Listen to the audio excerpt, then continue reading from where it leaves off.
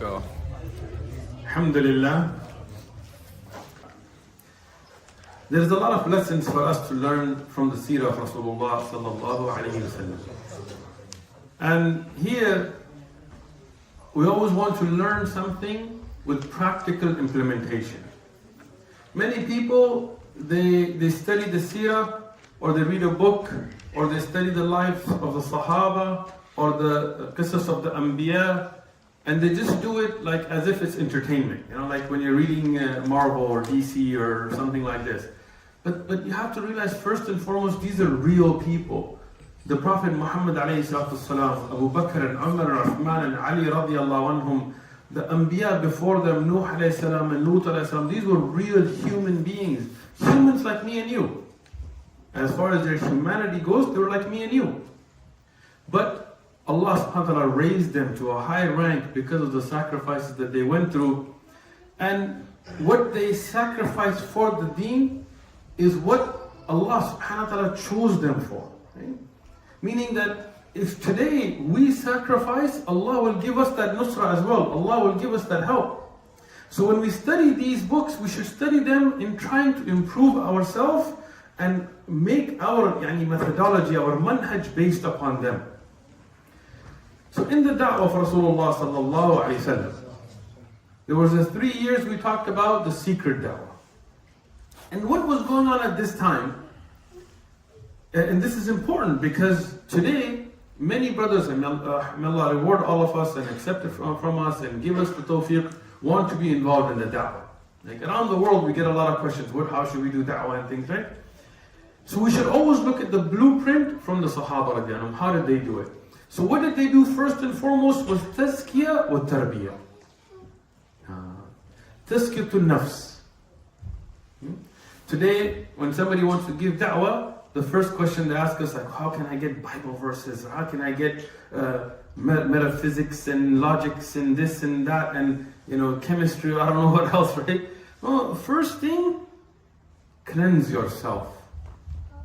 Clean your heart from hasad, shuh, shirk, akbar wal asghar. From cleanse your heart from jealousy and somebody, like if your brother, Allah make it easy for all of us, right? If your brother, Allah honors them and they reach some goal, mashallah, instead of being like, why him? Why not me? I know this, he doesn't know this. I'm this, he's not that. She's not this. Why her? What? Instead, be like, alhamdulillah. Again, all of our mission is to accomplish the goal, establish the sharia, and you spread the hidayah, and you bring people to tawheed. If Allah does it upon the lisan of my brother, alhamdulillah. May Allah bless it for him, right? But no, today, why do we have, every time you see somebody wants to attack somebody and then attack somebody, why? Because we haven't cleansed ourselves. Tarbiyah, when we say tarbiyah, it's a hard thing to translate because we say upbringing, right? But it's not only, that's tarbiyah of awlad. Yes, the parent does tarbiyah of the awlad. But tarbiyah here, who did tarbiyah of the Sahaba? Not their parents. Allah and His Rasul alayhi salatu wasalam. Allah subhanahu wa ta'ala made tarbiyah of them. Allah subhanahu wa ta'ala revealed ayat on how they should interact, they should pray, how they should do things. And the Rasul alayhi salatu wasalam, he taught them how to deal with each other, how to deal with kuffar, how to deal with ahkam.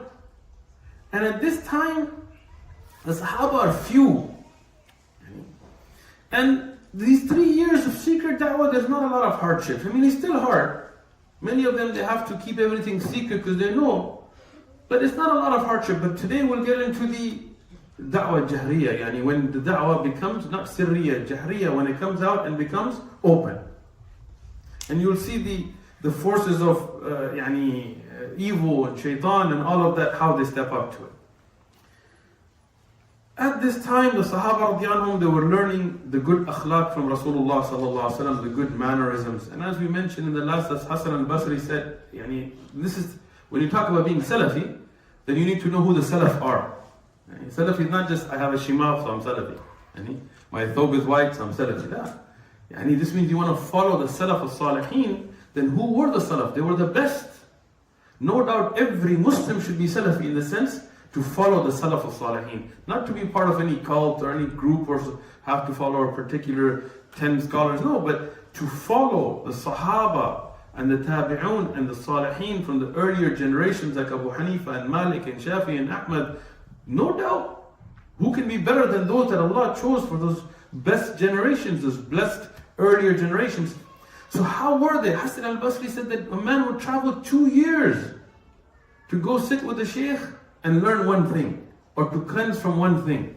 Ibn al-Qayyim al-Jawziyah, he talks about it, he goes, the Sahaba, the Salaf, this Ummah, they would travel to learn hadith, but they would also travel to take out diseases from themselves. Like maybe somebody has bukhl, like they're stingy.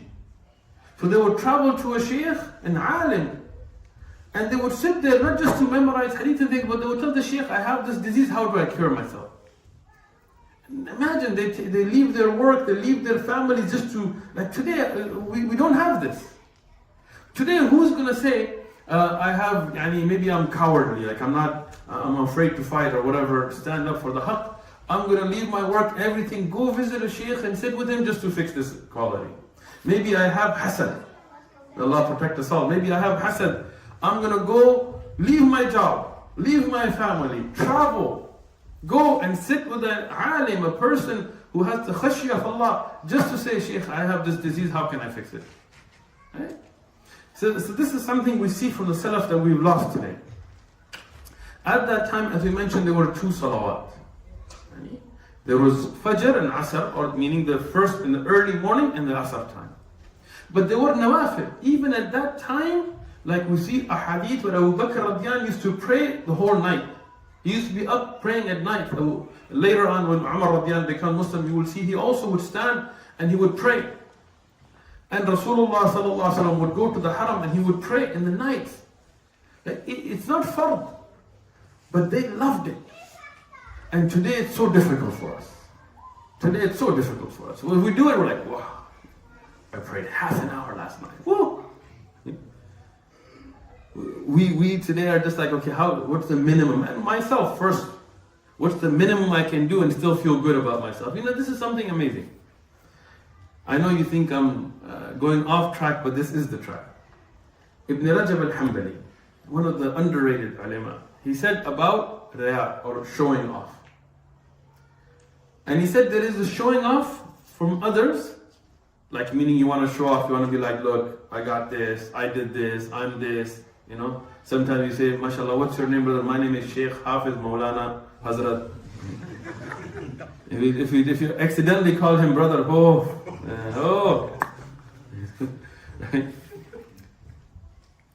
But then there is a showing off to yourself. When I read that, I was like, what does that mean? I don't get it. What do you mean showing off to yourself? He said, sometimes people do things to show off to them. They don't tell anybody else. And they think they protected their amal, but really, they're like, I'm a good person. Man, I give so much sadaqah, nobody even knows. Look what a great guy I am. Like, instead of really doing it for Allah, you're trying to appease yourself, your own nafs. Then you start justifying sins. May Allah protect us, I've been down this path, I know. May Allah protect us all, right? Then you're like, yeah, I do this wrong, but hey, I did this and this and this, and nobody even knows about it. See? I'm a good guy. So these are all very dangerous things. The Salaf of this Ummah, they loved the Salah, not just as to step on their nafs, but they loved it. That was their enjoyment. That was Qurratul Ayn. That was the coolness of their eyes. And may Allah subhanahu wa ta'ala allow us to taste that. But it takes effort. And that's these 3 years of that training. This early da'wah, this 3 years and the 10 years after that, one of the subhanAllah beautiful things that as I read the books of Seerah, I try to think of these points. There is no wealth. And that's why the quality of the Sahaba here is so high. It's such high quality, high caliber. Why? Because it's not like they're getting places of power, or there's leadership, or this is all sacrifice. Right? Meaning when they became Muslim, they didn't get wealth, they didn't get power, they didn't get any kind of support. At this early time, it's all sacrifice. So those that sacrificed for that iman, they loved it. Because they understood the value of what they were doing. There is da'wah, which is secret, individual. Right? Rasulullah sallallahu alaihi wasallam here, he's speaking to like Abu Lahab and Abu Talib and those people, he's speaking to them. It's not like they don't know, but he's speaking to them individually, he's speaking to them in confidence. So at this time, they're not too worried about him. Right? There is ibadah. Right? Here we have the hadith where Jibreel alayhi salam came and ayat from Surah Al-Ma'idah were revealed about wudu. He taught Rasulullah sallallahu alaihi wasallam about al-istinja, about al-wudu, about the ahkam, right? About salah. Even if we don't have the 5-time regular salawat, the ahkam are now being revealed. And Jibreel alayhi salam is teaching them.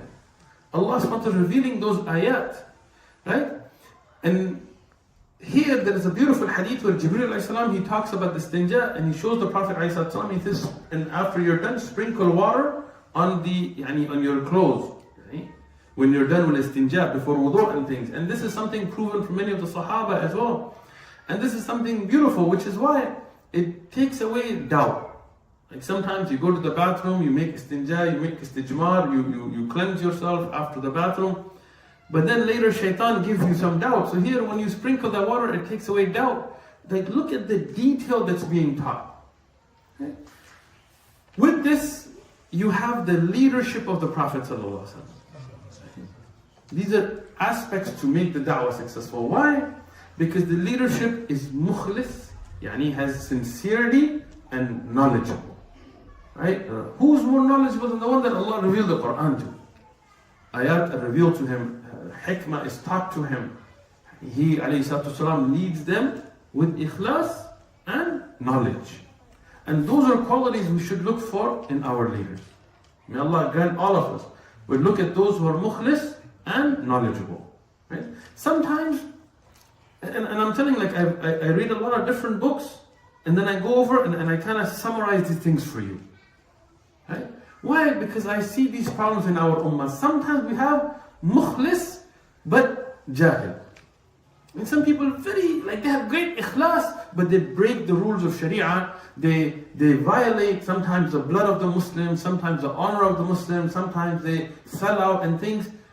But they are sincere, they just don't know the knowledge of where the Sharia draws the bounds. And then some people, they may be very knowledgeable. Like Allah has blessed them that they have memorized books and they have degrees and things like this. But because the ikhlas is not there, then Yale doesn't do anything for you. Right? So here, you need these two things. May Allah subhanahu wa ta'ala bless us all with sincerity and knowledge and at least have leaders with such.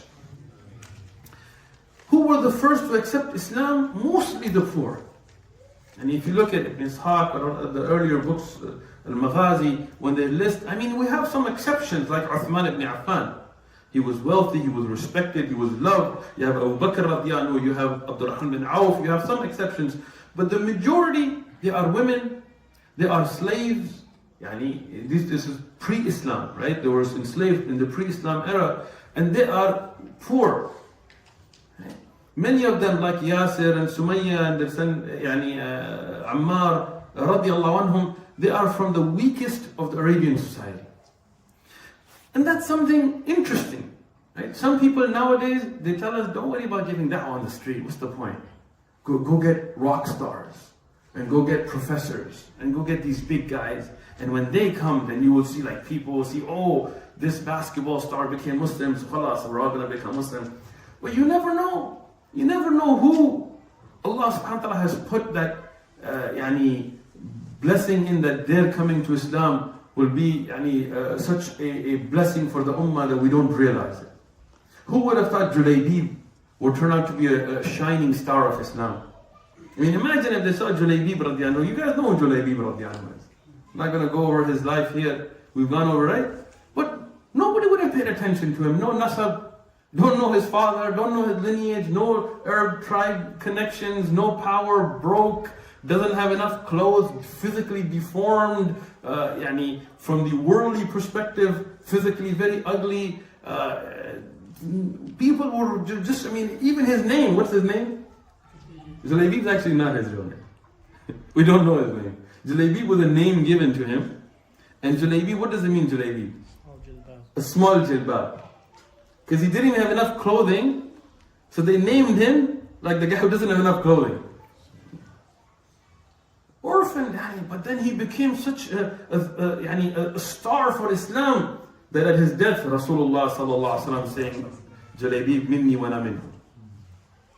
Allahu Akbar. Malaika coming, glad tidings of Jannah, jihad, fi sabilillah, qital. People thought he couldn't lift a sword. Right? Ibn Mas'ud, skinny, but heavy in front of Allah subhanahu wa ta'ala. At this time, after 3 years of secret da'wah, the da'wah opens. Now you have the open da'wah. Allah subhanahu wa ta'ala ordered it. And the amr of Allah subhanahu wa ta'ala has its own wisdom. Right? Sometimes we don't understand the wisdom. We think, okay, why? The da'wah is going okay, people are becoming Muslim, you don't have hardships. Why come out in the open and really take it on? Right? But this is the hikmah of Allah, and I have noticed this in my own life, and I will prove it from the Quran and ahadith and the way of Sahaba and the earlier Anbiya, that when the da'wah is slow, the opposition is slow. When the da'wah ramps up, the opposition ramps up. Right? But it has to ramp up for the haqq to become zahir on the batil. And the more ghira, the more, don't know a word for ghira, the more, it's not jealousy. Chivalry? What, are you opening doors for people or something? The what? Greedy? Definitely not. Getting further away from ghira. There is no ghira in English, so there is no word for ghira in English. Right? The more you are gonna stand fully dedicated, willing to sacrifice, the more the haqq will become apparent. And it will come from both sides. Right? We used to go out to the park and we used to give da'wah, and many of the brothers that were there in the early days, sometimes we'd go and hardly talk to anybody. I remember standing there half an hour, nobody even walked up to us. Right? Sometimes we'd go and 2-3 people would just come and kind of look at you and walk away, and that would be our whole day of da'wah. Right? But nobody attacked us either. Nobody put up tents trying to argue with us, nobody, right? So when the da'wah picked up, the opposition picked up. Right? But as the da'wah picks up and the opposition picks up, the haqq starts to become more and more zahir on the batil. We need the opposition to pick up for the haqq to then be made apparent. Otherwise the haqq kind of sits in this corner and the other guys just kind of sit in their corner and nothing really happens. Everybody just kind of, nice day, go home. No. So here when the da'wah becomes open, the opposition becomes harsh. Rasulullah sallallahu alaihi wasallam, he came forward with the da'wah openly. And how? By the will of Allah subhanahu wa ta'ala, he had an amr from Allah subhanahu wa ta'ala. وَأَنذِرْ, to go and warn who? From your aqarib, those that are closest to you. So this da'wah is not Rasulullah sallallahu alaihi wasallam yet just standing in the haram and calling out, right? But now he is going to call those that are the closest to him, from his family, from his tribe. So here he goes and he invites them. And this is, I'm going to combine from many different ahadith that are sahih sanadan. Some of the details are kutub of tarikh or kutub of tafsir, but no doubt the essence of this story is authentic. Right? Here Ali bin Abi Talib radiallahu anhu, who is Muslim in secret in a way right now. He's still, he's young, he's there, but he's not out there. Many of the Sahaba, they're still, even after the order for the Da'wah Jahriyah, their Islam is secret. Many of them, like Abbas radiallahu anhu, wallahu a'lam exactly when he accepted Islam, but no doubt he was helping the Muslims even after the hijrah of Rasulullah sallallahu alaihi wasallam, keeping his Islam secret. And that's why Rasulullah sallallahu alaihi wasallam in Badr, he told the Sahaba, if you see Abbas, don't attack him. Right? Because his Islam was secret, people didn't realize it. So, here, many of the Sahaba, their Islam is secret, but the Prophet Muhammad ﷺ, he puts himself on the line. Another characteristics of a good leader. He himself puts himself in more risk than others. It's not just there like, okay, you guys go out and I'm just going to do the dawah training at home. You guys go out. No, if you're going to do it, you got to step up. You got to put yourself in danger. You can't put others. In the West is nifaq and is hypocrisy. The leaders sit around in some White House or building or tower and they sit there, drink their alcohol and throw their parties, and the poor and the regular awam, they're sent out to die in wars. Right? But Rasulullah sallallahu alaihi wasallam, he himself goes out to the forefront. He gets Ali radiallahu anhu and he tells them, okay, get some food, get some things together and gather my relatives in the Quraysh, and those leaders in the Quraysh, Abu Talib and Abu Lahab and others like this, right?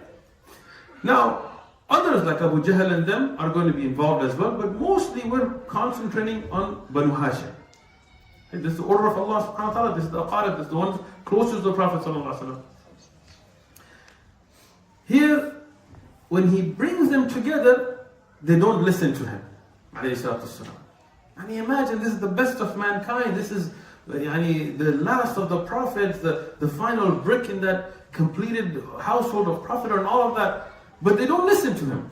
And this is a lesson for us. Sometimes when we speak and somebody doesn't, you're like, try to talk to him. How dare he not listen to me? You know who I am? You're nobody. Don't worry about it. Right? Compared to Rasulullah sallallahu alaihi wasallam, who are you? Right? So he goes out and he invites them and he spends his own money. Now look at this. Khadija radiallahu anha is spending her money for Islam.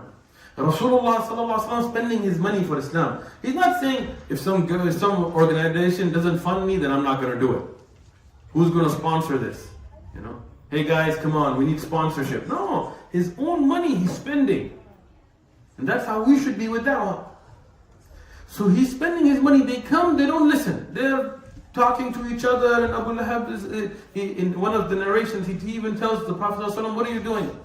He goes, I know what you brought me here. He didn't even let him speak. He goes, I know what you brought up, because he had spoken to them individually. He said, I know what you brought up. Do you think we're going to stand up against all the Arab? Like tomorrow you're going to say these idols don't do anything and the Arab are going to attack us and they'll kill you and they'll kill us and we can't do it. Just let it go. And you want to go worship whatever, do your own thing. Right? People tell us today, tell somebody, it's haram to drink alcohol. Brother, you go. Don't tell me. You go make your own salah. Don't tell me. No, brother, I have to tell you. That's a part of Islam. Right? What does it have to do with you? No, you have to do with me. Because your sinning will bring the punishment on all of us. So, here, when Rasulullah sallallahu alaihi wasallam invites them, they don't listen to the Prophet sallallahu alaihi wasallam. The whole gathering, they don't listen. What did he do?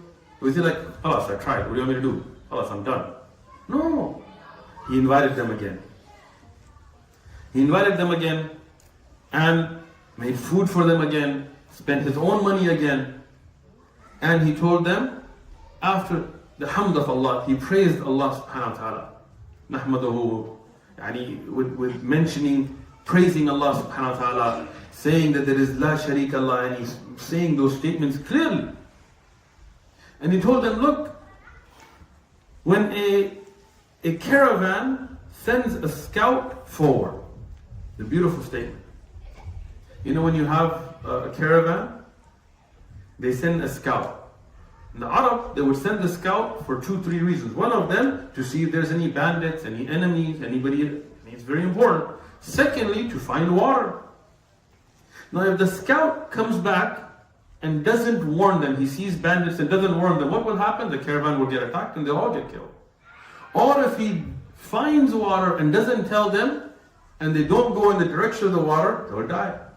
Or if he doesn't find water and tells them there is water, then when they get there and there's no water, they all die. It's not like, okay, we'll just go to the next gas station. At that time in the desert, that was life and death. So one of the things they did is whoever is the scout never lied. He always told them what is correct because that's the only way they would survive. So he said, look, when somebody is sent like that, they don't lie. And Allah has sent me like that to you. Meaning Allah has revealed, the scout, what happens? when he goes out, he knows something they don't know.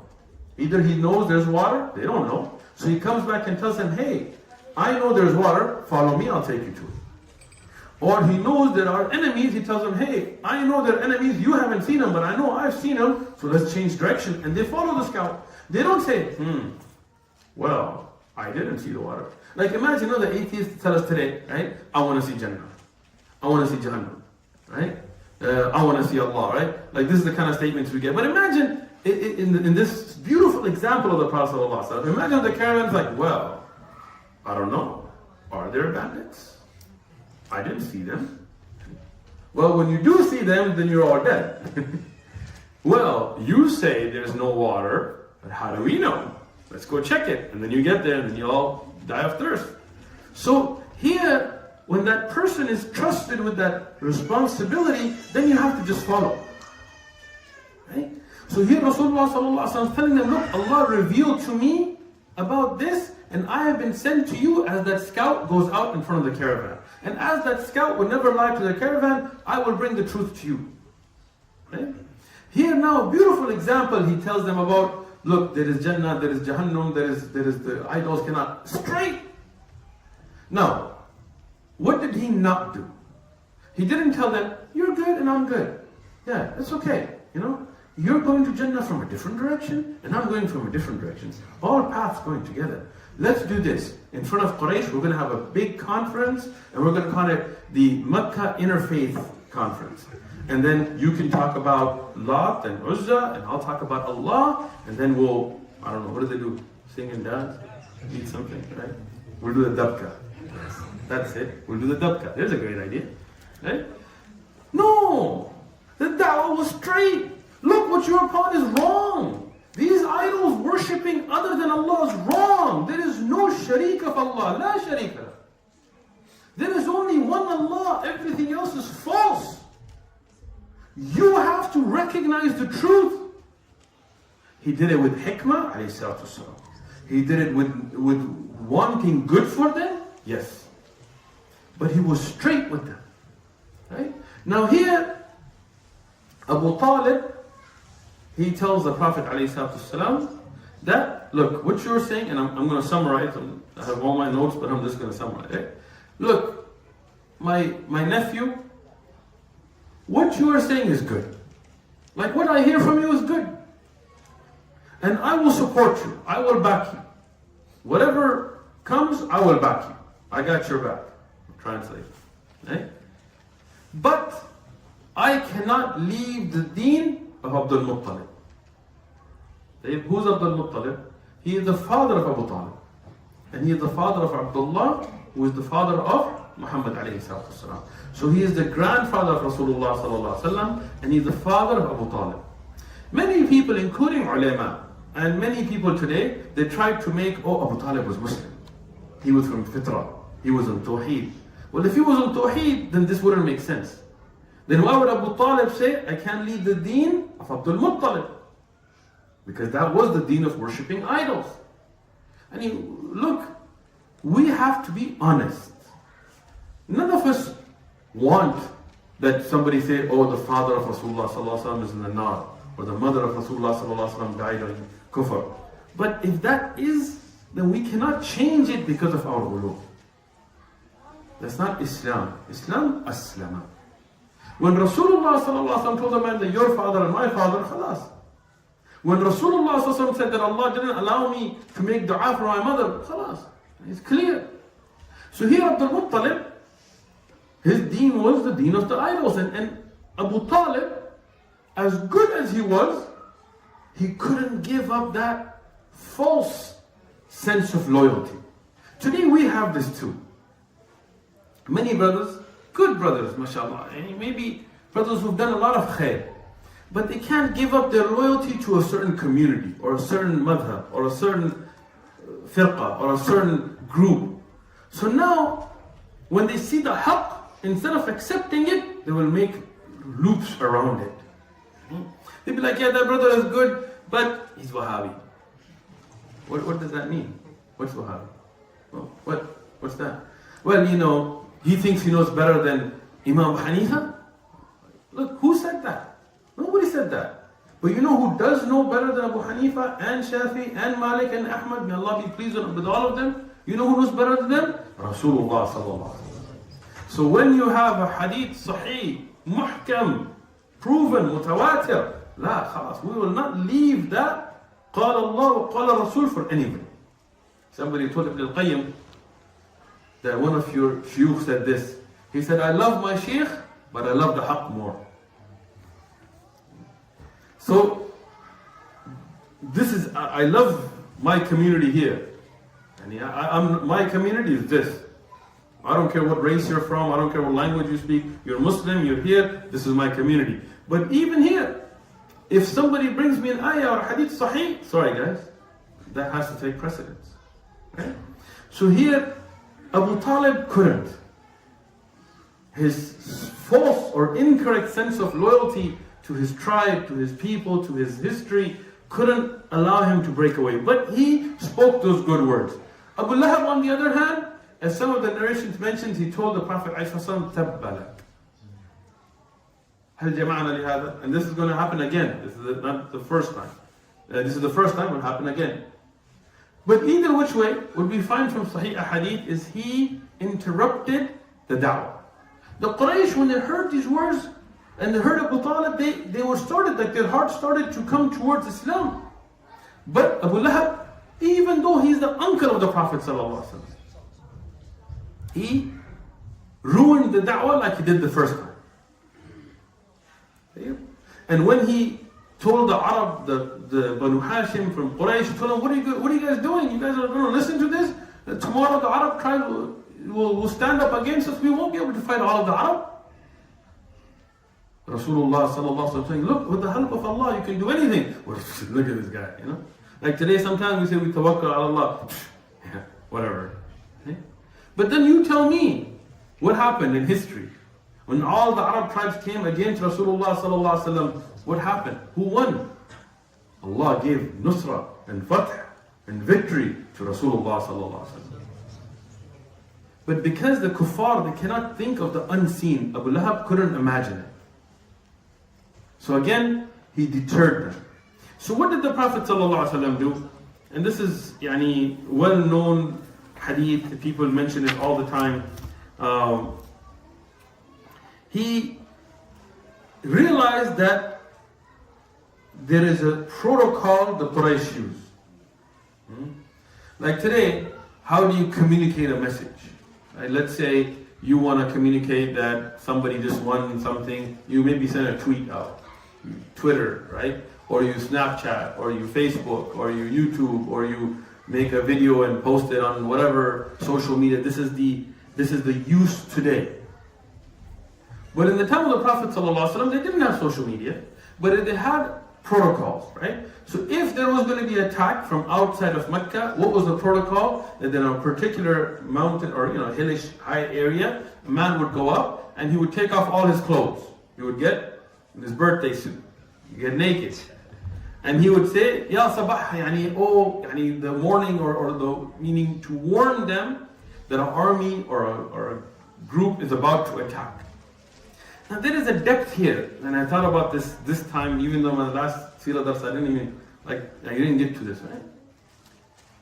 Which is, the example is so beautiful because when that person sends out that warning, some people will heed the warning.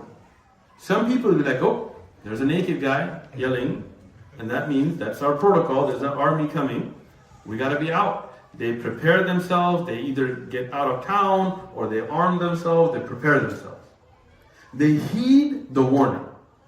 What happens to them? They're saved. Either they get out of town, or they're able to fight and be ready, they're saved. Some people will be like, whatever, man, some naked dude on a mountain, right? I'm busy. I got things to do. What do you mean? I gotta go drink. There's a beautiful woman I just saw. This dude just, I'm supposed to drop everything? Is that right? They don't heed it. Somebody's telling them the warning is there. They don't heed it. What happens to them? They get destroyed. Either the enemy will attack them and they're not ready, or by the time they see the enemy, they won't be able to prepare and they'll get taken. Prison, killed, whatever, right? And that is a beautiful example. The message of Rasulullah sallallahu alaihi wasallam is like, it's a message, who heeds it is saved. And who ignored it, it's destroyed. Right? So here Rasulullah sallallahu alaihi wasallam used the social media of the time. Right? But what was their way? That they would get naked. Rasulullah sallallahu alaihi wasallam didn't do that. Instead, he kept his clothes on. What does that tell you? Yes, you can use social media, but within the boundaries of the Sharia. It doesn't mean now you're like, for giving da'wah, I'm going to make a music video on TikTok. I'm going to be doing the, I don't know, what's the new dances nowadays, right? Flossing or something, right? Flossing, right? And why? Because I'm giving da'wah. So I'm going to have music, and I'm going to have, like now, subhanAllah, if there is a woman with no hijab, everybody wants to promote this as, look, she's Muslim. Not with a hijab, but look, she's Muslim, right?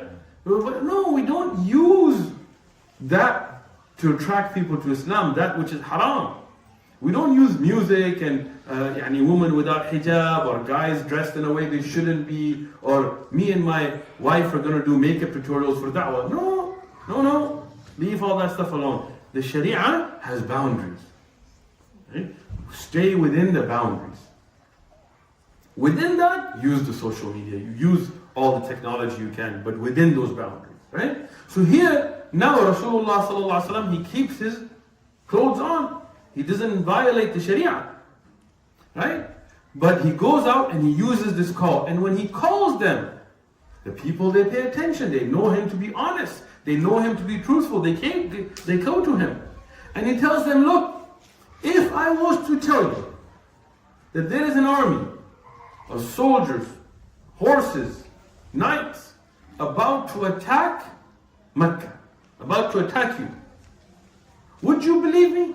I said, of course we believe you. See, Allah chose such a person that he was the most honest, the most trustworthy, the one who was Ameen, the one who was Sadiq, the one who was the Quraysh knew. Imagine somebody like myself, who had a bad past. People could be like, yeah, I don't remember that dude when he used to roll up on people with guns and stuff, right? So they could make an excuse.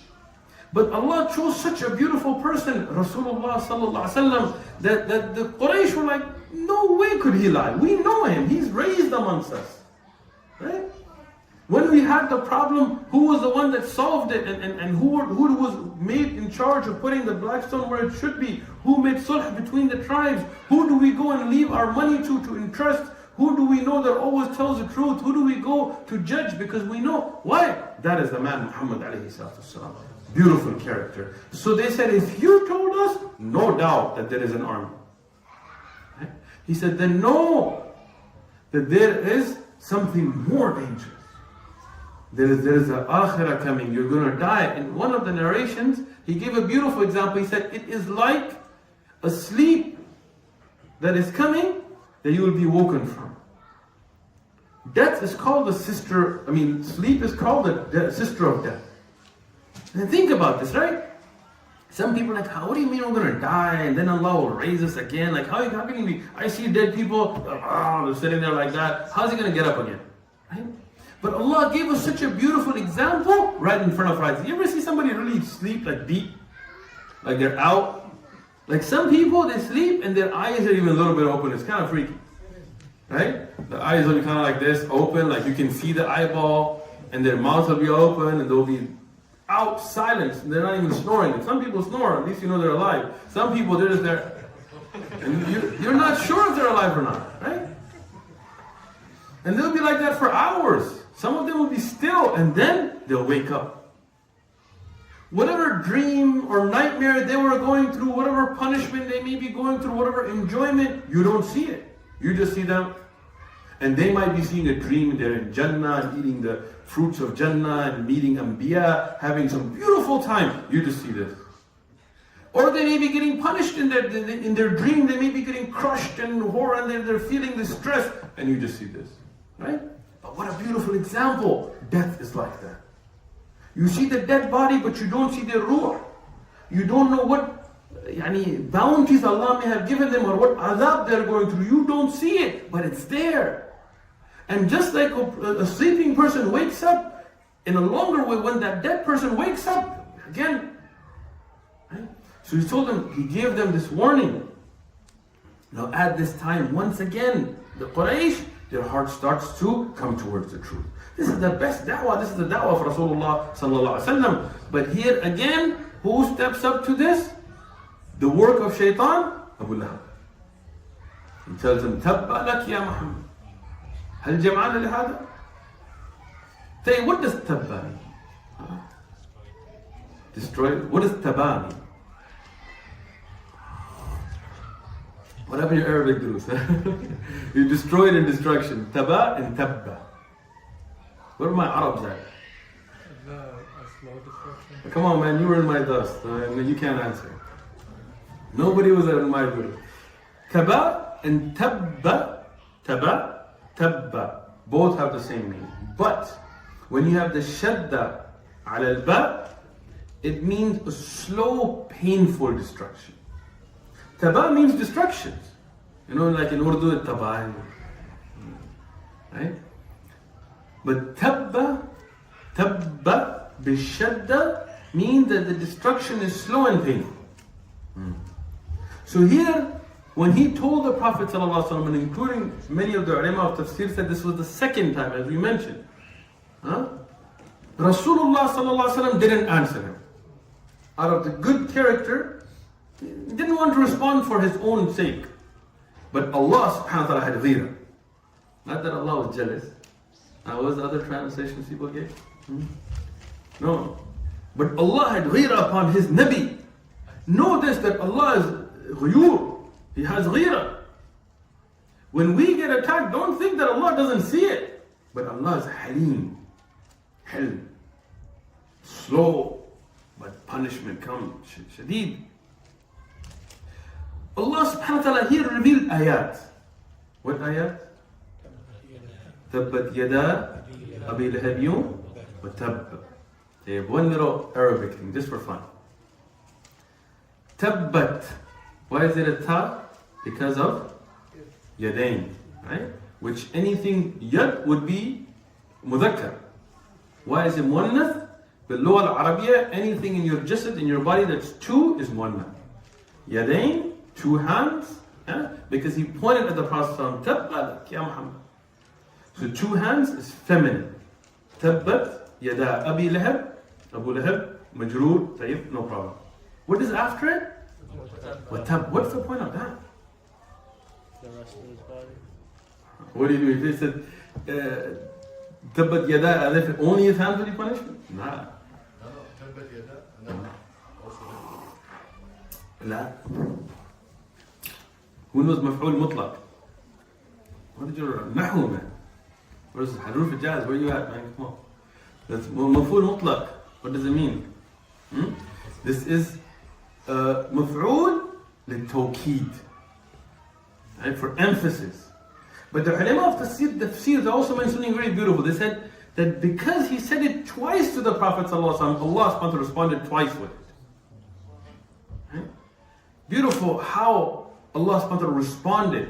Now, there is a miracle of the Prophet ﷺ here, there's a miracle of the Quran here, and a challenge that I want to put out, right? Think about this.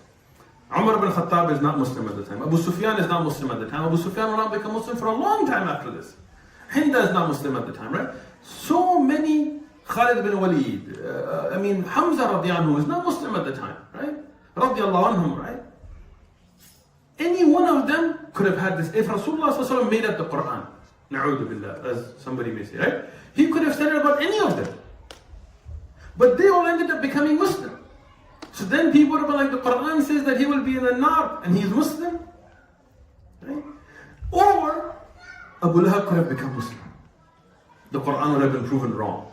Now this is the early time of Makkah. I mean, we have Hijrah and we have, after Hijrah, Abu Lahab is alive, right? All this time till Badr. This whole stretch, Abu Lahab could have even faked Islam. He could have just been like, I'm Muslim, your Quran's wrong. But no, Allah brought such a miraculous Quran that when it said it about him, khalas, he could not become Muslim. Because of what he did, Allah subhanahu wa ta'ala revealed these ayat against him. And we will end here inshallah today. Continue with the Jahri Dawah and the hardships that the Sahaba faced at the next class inshallah.